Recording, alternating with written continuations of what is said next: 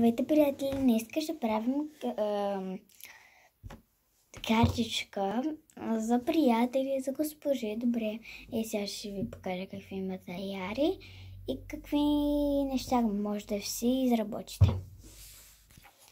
Трябва ви един лист. Извинявайте, че се забавих толкова, че трябва да се отвързвам. Дента откъсвам. Дайте ми късмет дано. Ако сте го правили това, сте си скъсали листа, ми лъкнете клипчето.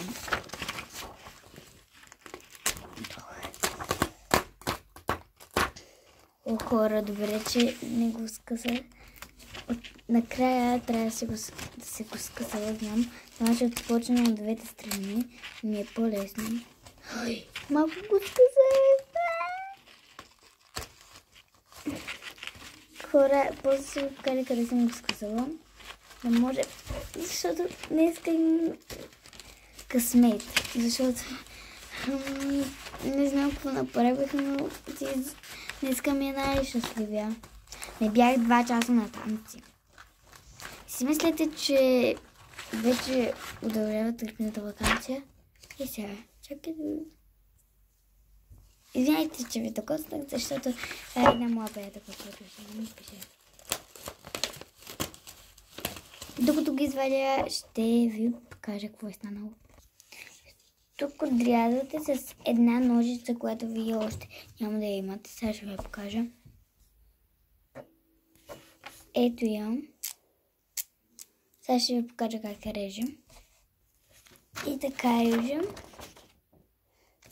Така, а като ги изрежете така, пригъвате. Така, пригъвате я. Да е равно.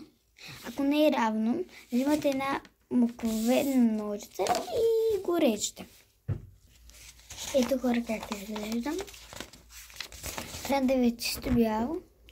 Взимате, например, някакъв шаблон. Или не шаблон, може сами да си го нарисувам. Аз може да си го нарисувам сама.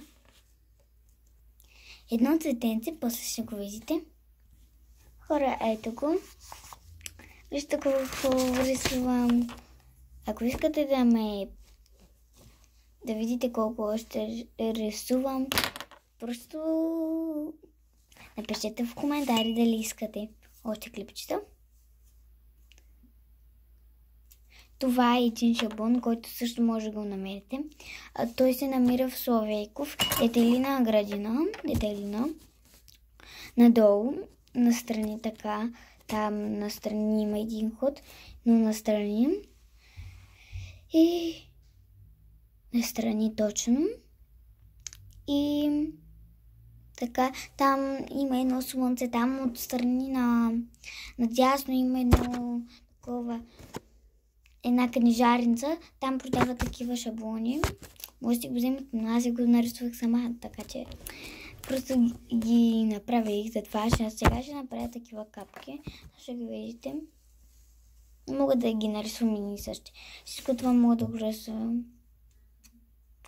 Ако искате да направя още клипчета, пишете в коментари. Пишете да или не. Така. Хора, сега ще видите картината. Така. Няма да взема хора, защото тази не е за картина. Само да си затворя шкафчето. Може да напишете желания, например, да сложите пари. И неща може да сложите, може да напишете. Аз, например, ще почита.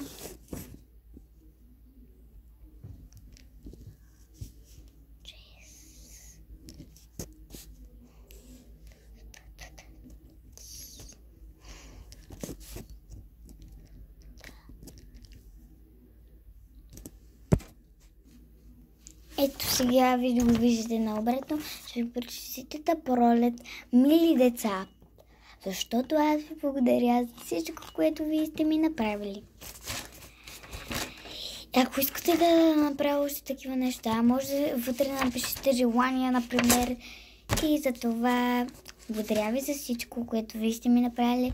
Ако обичате още много клипчета, лъкнете ми, ако ме мразите, не ми и на палец надолу.